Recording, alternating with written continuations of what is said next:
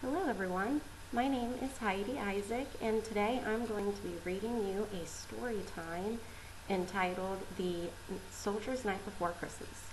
This author is from Christine Ford and she was inspired by the famous Yuletide poem by Clement C. Moore. So I hope you enjoy it. Let's get started. The Soldier's Night Before Christmas.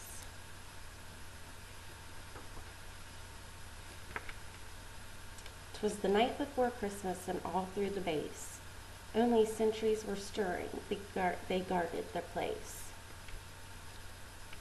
At the foot of each bunk sat a helmet and boot, for Santa of soldiers to fill up with loot. The soldiers were sleeping and snoring away, as they dreamed back home on good Christmas Day. One snoozed with his rifle, he seemed so content. I slept with the letters my family had sent. When outside the tent there arose such a clatter, I sprang from my rack to see what was the matter. Away to the window I flew like a flash, poked out my head and yelled, "What was that crash?" When what to my thrill and relief should appear but one of our Blackhawks to give the all clear. More rattles and rumbles, I heard a deep whine. Then up drove 8 Humvees and Jeep close behind, each vehicle painted a bright Christmas green, with more lights and gold tinsels than I'd ever seen. The convoy commander leaped down and he paused. I knew then and there it was Sergeant McClaws. More rapid than rockets, his drivers they came, when he whistled and shouted and called them by name. Now Cohen Mendoza with Sosby McCord, now Little Watts, Donetti, and Specialist Ford. Go fill up my sea bags and gifts large and small. Now dash away, dash away, dash away all. In the blink of an eye to their trucks the troops darted.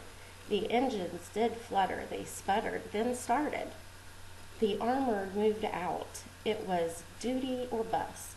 McClaws disappeared in all of the dust. As I drew in my head and was turning around, through the tent flap the sergeant came in with a bound. He was dressed in camo and looked quite a sight, with the Santa hat added for this special night. His eyes sharp as lasers, he stood 6'6". His nose was quite crooked, his jaw hard as bricks. A stub of a cigar he held clamped in his teeth, and the smoke it enriched his head like a wreath. A young driver walked in with a sea bag of toy in tow. McClaws took a bag, told the driver to go.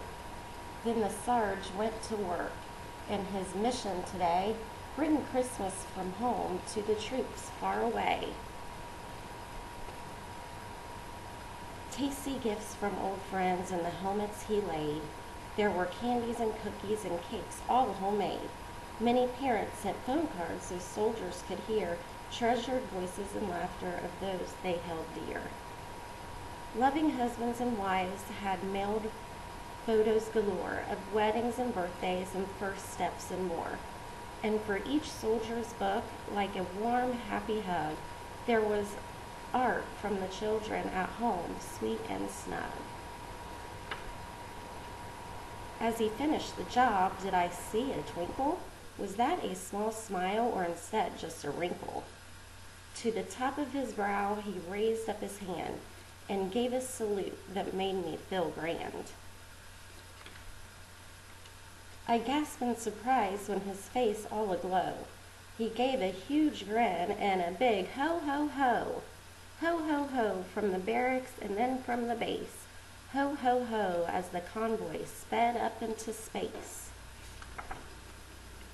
As the camp radar lost him, I heard this faint call. Happy Christmas, brave soldiers. May peace come to all. The end. Well, I hope you liked my book, and I hope this just shows you, that the men and women that are overseas, they have Christmas too, and Sergeant McClaws brought them something to look forward to. Well, thank you.